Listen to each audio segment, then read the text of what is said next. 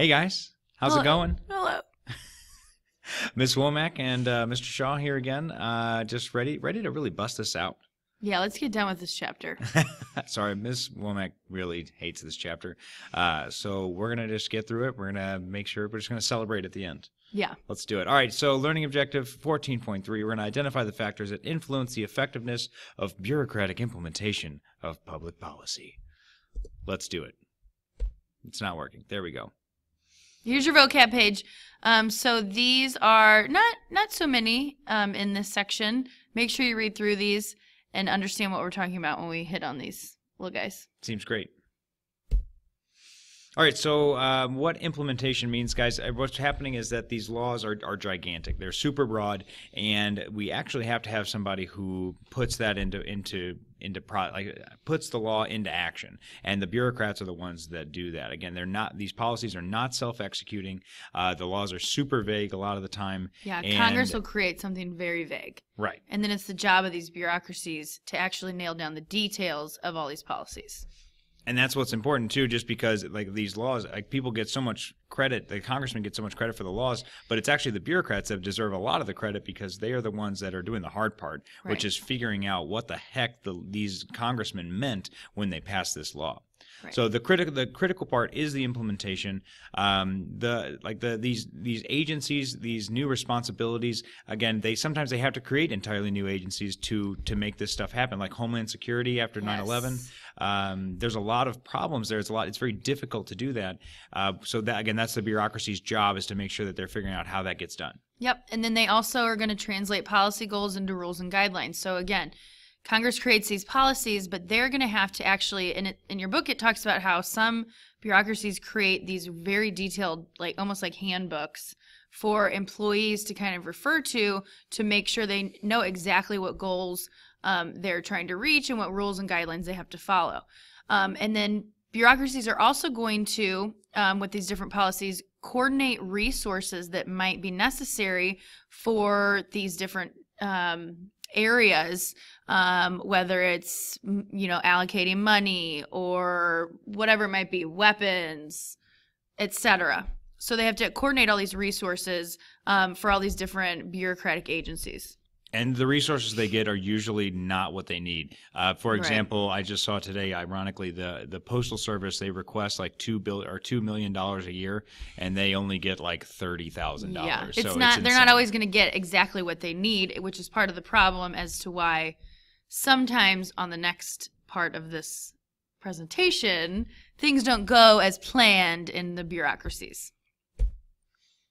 So the best laid plans sometimes are going to flunk the implementation test. The implementation is the hardest part, guys. The part of the problem is that sometimes you have really high hopes for these laws. Sometimes that's the thing, is like they pass these awesome laws that are supposed to help all these people, but at the end of the day, they don't really get the job done. I think about like the Civil Rights Act and the Voting Rights Act. Agreed. Civil Rights Act, it was really good because it was ending segregation, or it was actually ending segregation and Jim Crow laws, but it didn't do the job of helping black people vote in the South especially, and so they had to pass another law after that to actually fix the problems with that. Right. And sometimes there's problems with the actual design of the program. So we have Congress passing these laws, these policies, and then when it comes down to it, the bureaucracies just don't actually design the programs well. And so sometimes it might be because they have no almost template to go off of, just because Congress will throw out a random policy and it's like, well, this is new. We don't really know how to, we have nothing else to refer to. So the program design might not be the best. And there's also a problem of lack of clarity. Again, are there clear rules and guidelines? Are there clear goals that we're trying to reach with implementing these policies? I think the book mentions Title IX, which is a great example. It's supposed to be give equality in collegiate sports. A lot of between the genders. So that's between men and women. So that was how it was interpreted, and they didn't know if We're getting Pause. stared at. It's okay. We're fine. Anyway, they didn't know if that meant equality, like that women's sports were going to get as much money as male sports. Like equal funding from the university. Right. That's what they thought. They thought that was going to happen, but then they were like, well, football is something different. It's a special sport. Right. And therefore that is going to still get a ton of funding, whereas other sports that might not get as much. So there's, again, a clarity. We don't know what they're going for. The bureaucrats don't know what they're going for, and they have to do their best to actually implement the law as it's passed, and sometimes they don't get it right. Yeah, and then the next one, again, kind of piggybacking off that, lack of resources. So again, the government might say this needs to be implemented. However, we're not going to provide you funding or personnel or equipment or whatever it might be. So there might be a lack of resources around these policies, and that might be another reason why they actually fail. Well, and the one that comes to mind would be like the INS, like the immigration services. Like Yes. they are in charge of finding like 600,000 illegal immigrants in America. Right, and that's impossible. It's impossible. Not only that, but they don't even have the personnel for that. Right. There's Personnel not enough or the people money. working in that agency to be able to investigate and find these people. Just not working out. It's a It's shame. not working out. It's a shame, really. Yeah. And again, it mentions Head Start too. Like sometimes you're not going to have the money, you're not going to have the people on the ground to actually get the job done. Next up would be lack of authority. So this is kind of a weird one because the authority, when they're actually implementing the laws, some people might think that, oh, well, the cabinet department, like some cabinet department's going to take over. Let's say like with 9/11, part of the reason why 9/11 was such a disaster was because so many cabinet departments tried to step in to take Right. over. We had like the National Security Council, the Department of Defense, all of these different areas were trying for fighting for control, and it was a nightmare. And that's why we were just scrambling right afterwards, trying to figure out what we needed to do. So we didn't really know who was in charge, and that led to that can lead to different problems in the actual implementation of these policies. I can keep going if you want. I don't care. Sure. Okay. Administrative routine. It's the SOPs. Standard operating procedures. Thank you so much, Ms. Yeah. Womack. Again, as Ms. Womack mentioned earlier, there'd be like books, okay, that are like, they're probably all online now, but they're Yeah. again, Electronic. they're all going to be electronic. Anyway, there's going to be pages and pages of rules and regulations that bureaucrats need to follow, and part of the reason for that is that they want you to make sure that you're following a certain code. Like, and you want to make sure they don't want to trust people that much, unfortunately, Yeah. because they're worried that if they give them too much freedom, then I guess They're going to go off script and do what they want instead of what the government is. Right. So like that. That's what I'm thinking about. So the cost, though, is creativity. Yeah. You can't, like these people, these bureaucrats, they can't find creative solutions to problems because they have, thousands of pages worth of rules and regulations to follow. We call that red tape. There you go. There's a word for that. It's called red tape, and people complain about that all the time, that in these bureaucracies, there's just so much red tape that these bureaucrats have to go through to actually implement something, and that's a lot of the times why an implementation fails. And I think that really gets into the next one too, is like we have so many different ideas to different goals for these different administrations. I'm reminded of the test question that we had, talking about why the president and the cabinet department, leader of a cabinet department might not get along.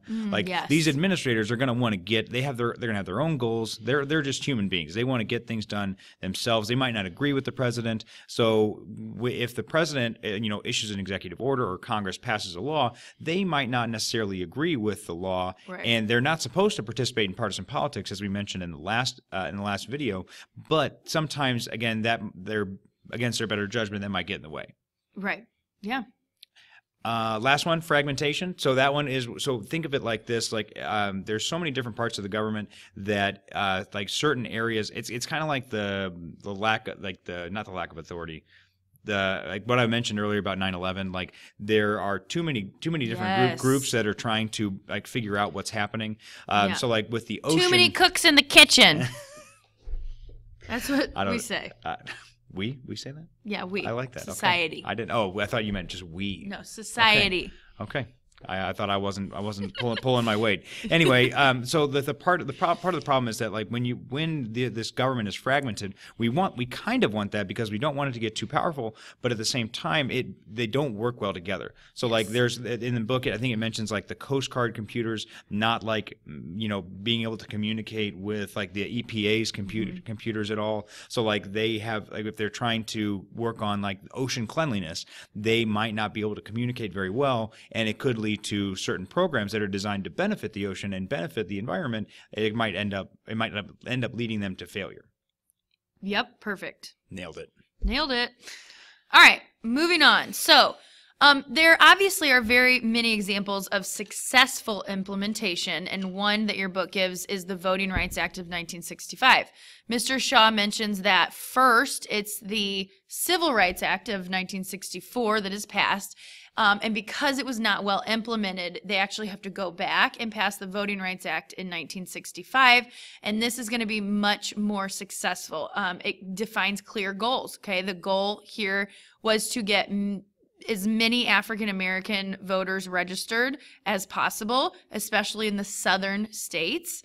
And the government lays out these adequate means to achieve these goals. They send people out to register these African Americans in these southern states in the different counties. These people are protected by U.S. Marshals, so they have kind of an implementation, not by force, but you do have kind of like a military backing. And then these states were given federal penalties if they had any kind of obstruction. So we know that some, like, they would have to pay poll taxes or something. So if the southern states were trying to implement those after this was passed, they would definitely have penalties for doing something like that. And again, this is just a perfect example of what can happen in a perfect world. Unfortunately, though, like everybody agreed that at that time in 1965, it's probably time that we are registering African American voters. So this had wide support throughout the nation, and it was easily implemented. Right. Not always the case, though. Okay, so the last part about 14.3 is called privatization.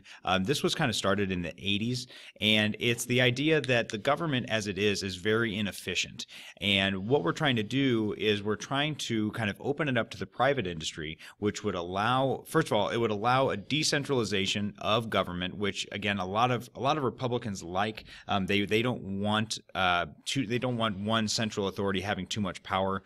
And once you decentralize that, you're going to have a lot more room for innovation. If you allow private companies to bid on these particular Government jobs, projects. whatever, projects, that's perfect.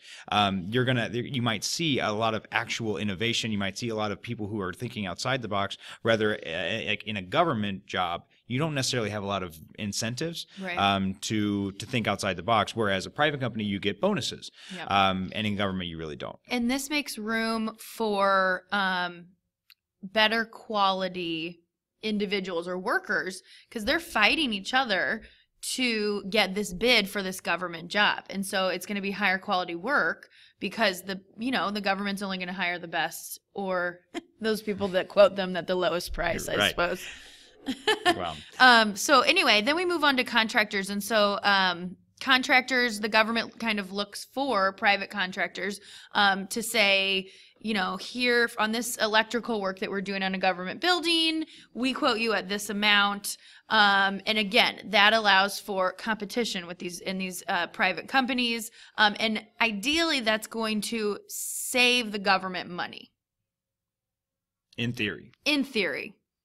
Your book says that might not be how it worked out. Well, and part of the problem is that these companies, guys, they don't have to follow the same rules as the government. Right. So they are specifically they're doing the same job as the government without the same sort of regulations, and that can be a little bit dangerous sometimes. There's some room for corruption there. Mm-hmm. Again, and what's interesting about this privatization is that it creates the appearance of reducing the size of government, because instead of a government job being completed by a bigger government, it's moving out to a private company.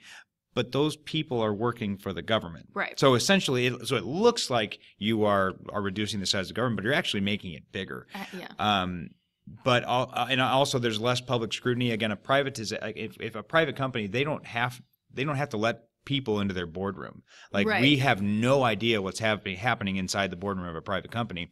And I mean, that's the whole point of it being a private company. But at the same time, we have no idea. So they could be doing all kinds of corruption, scandal, whatever.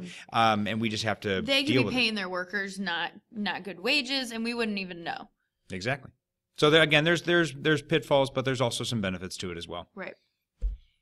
All right. Into 14.4, describe how bureaucracies regulate and assess deregulation and alternative approaches to regulation. Here's Again, your vocab. Read it, know it. Read them and weep. Sorry, that was really dark. I apologize. This is just introducing. Yeah, this is just introducing. So we're going to talk about a few different things.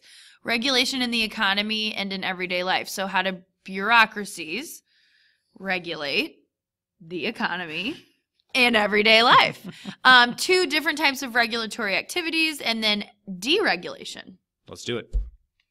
All right, so regulation in the economy and in everyday life.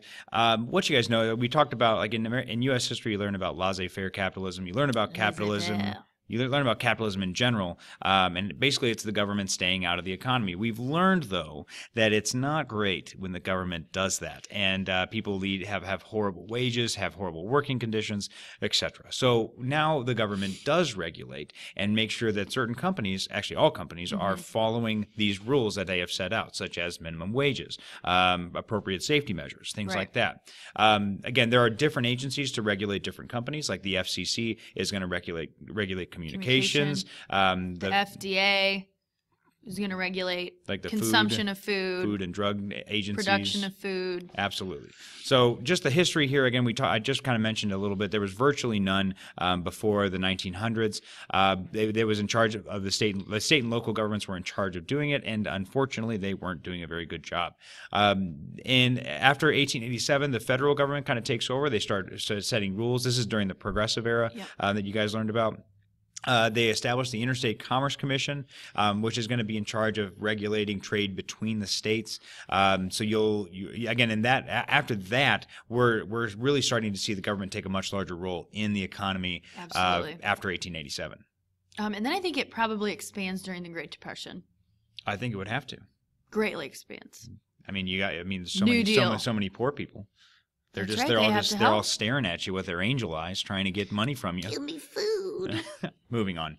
I'm sorry, we forgot the last things. Again, guidelines are going to be developed with each industry. Again, it depends. It's going to vary from industry to industry. That would make sense because why would you have you're not going to use the same rules for food and drugs as you would for like the radio or television. And then the enforcement's going to vary too. We'll get into that a little bit. But remember that it's hard to enforce these rules because the bureaucracy is very underfunded. Yeah. Two types? Yes. First, command and control policy. This is kind of a preventative. Do we have? Do we say preventative? Do we have them on the next slide? We don't. Okay, I'm sorry. So what did we say? It was it's proactive. Yes. We said it was proactive. What do you mean they have these? Oh, you have these. You already have these vocab terms. I don't even need to get into them.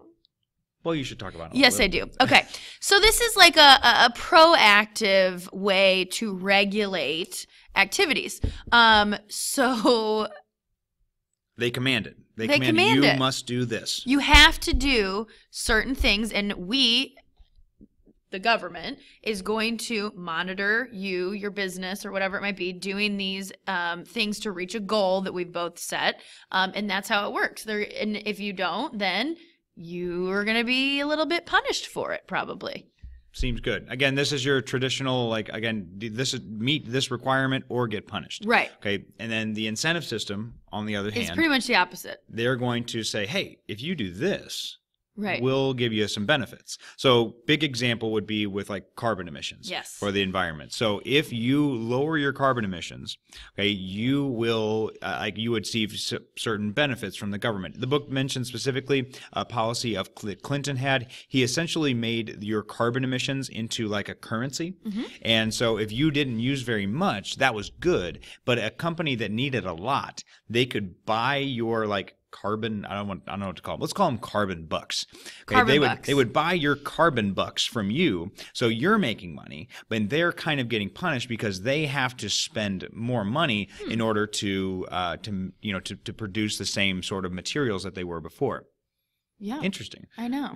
This does get criticized for a little bit because it's if something bad is happening, you won't really know about it until later. The government's not going to step in and fix something until it realizes that there's a problem. With the command and control, it's a lot more, like we said, proactive. Right. It's taking care of the problem before there's a problem. They're controlling every step of the way. The Exactly. government is. And incentives, it's more like, okay, here, go ahead and do what you want, but then all of a sudden something happens, and then the government has to say, okay, now we actually need to make regulations on this. It's like when your teachers at the first aren't very strict at the beginning of the year, and then they try to get really strict, and then it never works. Yeah, because you take advantage of their niceness. Because you're all terrible teenagers. No. Oh no, I'm sorry. No. You guys are great. No. Okay. Deregulation. Okay, so deregulation is the idea that the government kind of takes a step back and does not oversee as much when these bureaucracies are implementing policies. So problems that we see with deregulation. Sorry, regulation. Oh, I'm so sorry. Problems that we see with regulation. Rising prices. In what way, though? How does that happen? So glad you asked. Yeah. When you're looking at these problems, like whenever you create more rules, it is creating higher prices because these companies have to they want to make the same profits. So if we regulate somebody, we say you must make this minimum wage X. Like again, Missouri just passed a new minimum wage. Right, $8.60. $8.60. So the problem with that is that now these companies are going to be losing money. So in order to be able to make the same amount of money, because we're America, we want our money. Okay, we're going to raise our prices. Okay, in order to meet this regulation, to meet this new minimum wage rule. But I did see that, like for example, McDonald's. It's going to affect like 14 cents. Your Big Mac's going to be like 14 cents more. Unbelievable. I know. I'm never going to McDonald's. Terrible. That's just a lie. terrible. I was going to say I wouldn't go to McDonald's, but that's a lie. We all know it's a lie. All right. The other thing about this is that it can hurt America's competitive position abroad. And what you'll notice is that these are known as perceived problems. Yeah. These are what people think is the problem with regulation. So if we regulate, there are certain companies, like say in China, Mexico, where insert country here, that might not have to follow the same rules. So if you're a company and you're looking to make the maximum amount of money, you might take your business elsewhere. That's right. And then we Americans would be losing jobs. Our economy would be hurt. Right. Again, theoretically is what we're talking about here. Yep. And then the last thing is just failing to work well. They think rules are going to be broken anyway, so why even try? We need to deregulate. We need to take some of these rules away so we can help our economy thrive. Again, this is going to be a major belief of many conservatives, many Republicans, but there's a lot of hazards. Ms. Womack, going to get in the hazards? Yeah, I mean, we see historically when the government starts to deregulate, that, for example, the 2008 housing market burst. They stop regulating. So they stop regulating banks. They stop regulating banks. Banks then are starting to give out loans like it's candy. And in 2008, then we see the housing market just burst. And so people then start losing their houses, going into foreclosure, going into major debt. And so that's just one example of when the government starts to deregulate certain areas that it causes major problems. And there's more examples in your book. I think that I would definitely check that out. Definitely check the other examples out. But that is a great one. Have you ever seen The Big Short? They do a great job of showing you what she was just talking about. Short. Plug. This episode of the Shawson Womack Show brought to you by The Big Short. I don't have the punchline. It's okay. We'll work on it. Oh, yes. Okay. We're almost done. Okay. Last one, guys. We're not going to do the sixth one. You should be positive. Iron triangle. All right. We're going to identify the means of controlling the bureaucracy and assess the role of iron triangles. The Iron Throne. Game of Thrones coming back at us again. Oh, here. Only 2 vocabs. And you already know what executive order is. Okay, so iron triangles are going to be the big thing to take away from this one, okay? And we're going to do our best to explain them. We're probably going to have to go more in depth in class because they are a monstrosity. I can already hear the questions coming. All right, so do your best. Again, and if you have questions, write them down. We'll figure them out in class. So there's three ways that we try to control the bureaucracy. The presidents try to control it, Congress tries to control it, and then we also have iron triangles and what are known as issue networks. So let's get into presidents first. Me first. All right, presidents try to control the bureaucracy. Okay, so several ways that the presidents can do this. First, they are in charge of appointing agency heads. We talked about this on the last PowerPoint. And so they appoint many, many, many different people. So they can kind of say, you seem to line up with my political ideas. I'm going to go ahead and put you at the head of this agency because I want you to try to implement my political ideology. Okay, easy.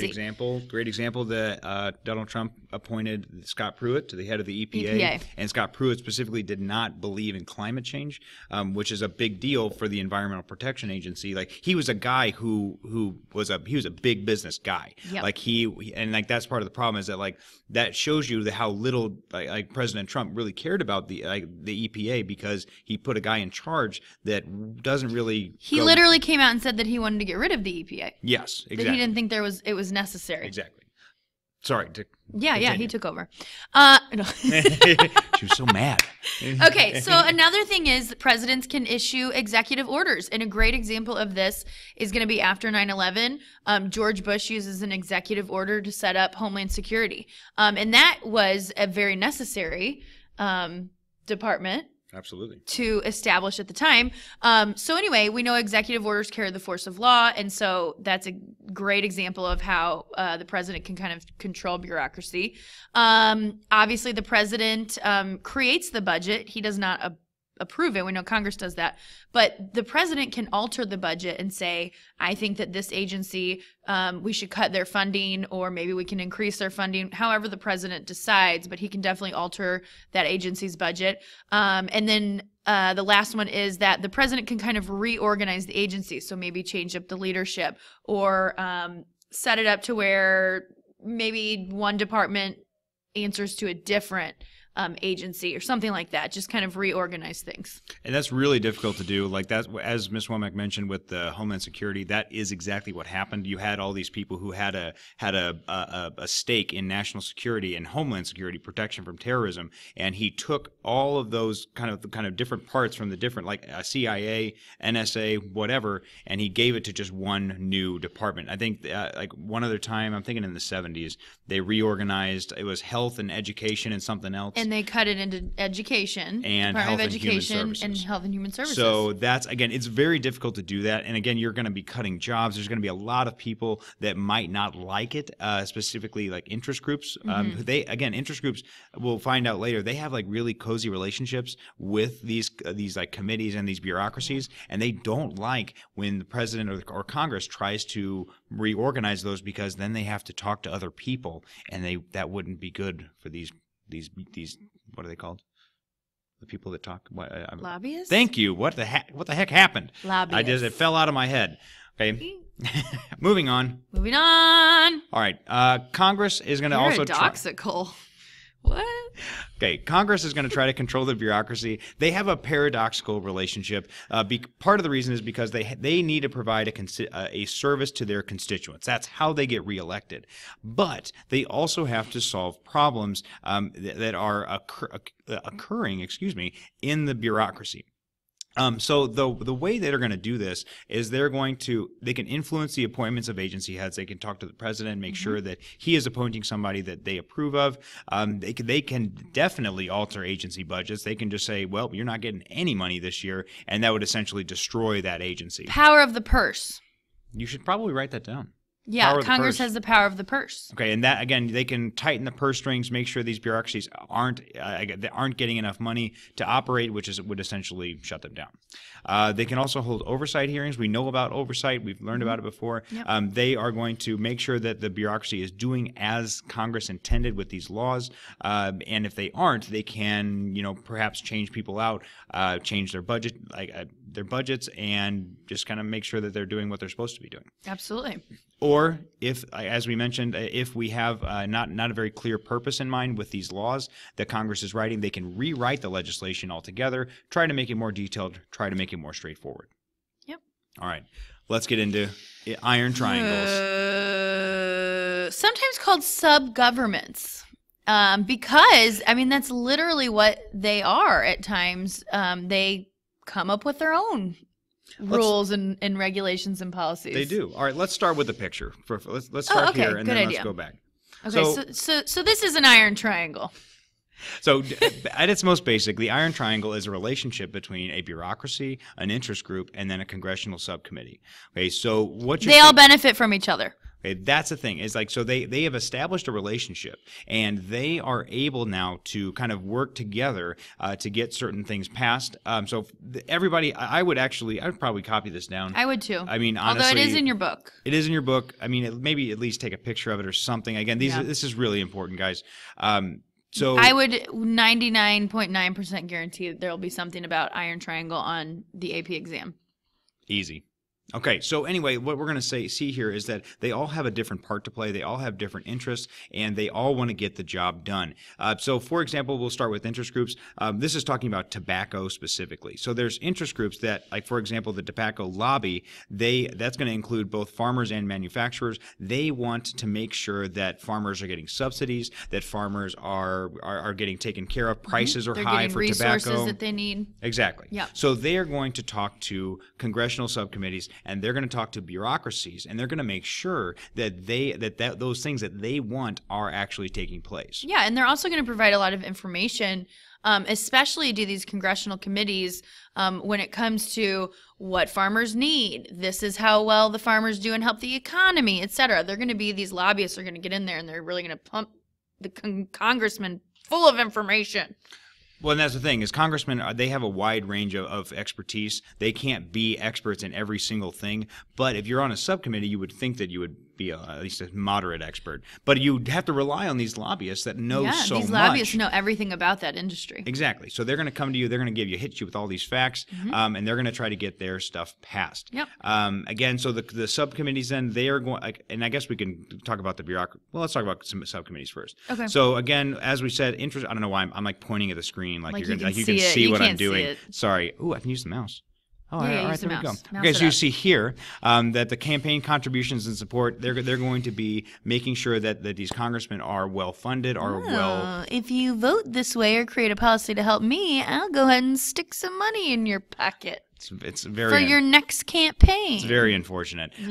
But they also, as we said, they're going to give information, and in return, the Congress is going to pass legislation that can affect these tobacco farmers and other members of the industry. Okay, now moving on to the bureaucracy and where that fits in, also with the interest groups. Thank you. You're so helpful. You're welcome. Okay, again, the interest groups they're also going to be providing information. They're going to support the agency's budget requests, and they can also talk to the president. They can talk to Congress. Yes. About what that bureaucracy should get as far as donations, and then on the other side, bureaucracies they're going to issue rulings on tobacco production and prices. They're going to give rules and regulations that they have to follow. Absolutely, great explanation. I'm exhausted. Okay, so let's go from bureaucracy. So this example gives the tobacco vision of the Department of Agriculture, and so these bureaucracies are going to again provide information. So bureaucracies, they're going to have their own kind of arsenal of information. They're going to know, here's what we're regulating, here are policies that we're going to be implementing. And so they're going to provide that information to congressional committees and subcommittees. They're also going to help with constituents' complaints. So we know that congressmen, they have constituents that they're representing, and maybe constituents have complaints about whatever area that this is in. And again, the example is tobacco here. So they can kind of help what's the word? Sidestep those complaints or help the Congress people smooth out the details or help out with making their constituents more happy, which is in return going to allow those Congress people to be reelected. Then the opposite side, though, the subcommittees and the congressional committees are going to allow maybe they'll say, okay, well, we will approve a higher budget for your bureaucracy. Right, so they're all kind of. Did we go here to here yet? We did. Subcommittees. Okay. did. So they're all kind of, if you see it, they're all helping each other out. They're all providing information. They're all providing help when it comes to regulations and policies. And so again, sometimes these are called sub-governments. And that's really important to know, guys, because these three groups together are going to be the most knowledgeable. They are going to be they're going to basically control what our government does about their certain. So in this case, tobacco. It's really important. But you'll notice that sometimes these iron triangles, they will fall out of favor. And the one that the book mentions is nuclear power. Mm-hmm. Proliferation. Nuclear proliferation. Specifically, there were accidents at Chernobyl and 3 Mile Island in the 80s, and after that, people were really against nuclear power, even though it can provide electricity at a really cheap rate without using fossil fuels. So that iron triangle, they had one established, and it essentially just ceased to exist because people didn't want it anymore. They were too scared of the potential dangers. You can argue that about the tobacco as well. Sure. Obviously, since the mid-90s, we've had a really large push to cut down on tobacco products in the United States. And so this probably as well may have fallen out. But again, this is very important to know. Do you think there's a jewel iron triangle? Oh! I think it might fall in under tobacco still. What about or is nicotine? It tobacco less? Like nicotine? Isn't it We tobacco obviously less? don't jewel. We have no idea what's in it. I think it's just nicotine. Nicotine? Probably just nicotine. Nicotine. Yeah, it sounds fine. All right, so let's go back real quick. Sorry, we're getting distracted. Yeah. Again, it's what you'll notice. Again, yes, it's in a triangle, but unfortunately, they call it an amorphous system. We googled amorphous, and I pronounce it amorphous. Our science teachers would be very upset with us. An emphasis on the amorphous. And anyway, again, they don't really have a set border. Okay, we don't really know where they start, where they end. But they're going to have a huge role in making sure that that what they want and what they want to get passed is actually getting passed by Congress. Yep. Last thing is we didn't talk about issue networks. So we're done here. We're gonna let me go back real quick and we'll talk about issue networks. So issue networks kind of just expands it. It takes the iron triangle and expands it and includes everybody else that might have a say. So for example, with tobacco, we could talk about the media. Yes. And they might portray tobacco in a certain way. So they might and they have a hand in it. Right. They have a hand in that iron triangle. The people, again, people who had died or who were sick with lung cancer, or the farmers too, the tobacco farmers. These people are also going to play a role, and they can call their congressman. They can join an interest group, all kinds of stuff like that. And so it's not necessarily just the iron triangle. The idea of the issue network is it kind of expands it and it adds everybody that could potentially benefit or suffer is involved in that particular area. There you go. That's perfect. Anybody that is involved with a particular issue, and that's really it. It just kind of expands the iron triangle to include everybody. Yep. I think that's it. Oh, we did it. Crushed it. We did it. Guys, take it easy. We'll catch you on the next episode. Oh, judicial branch. Can't wait. Bye, guys.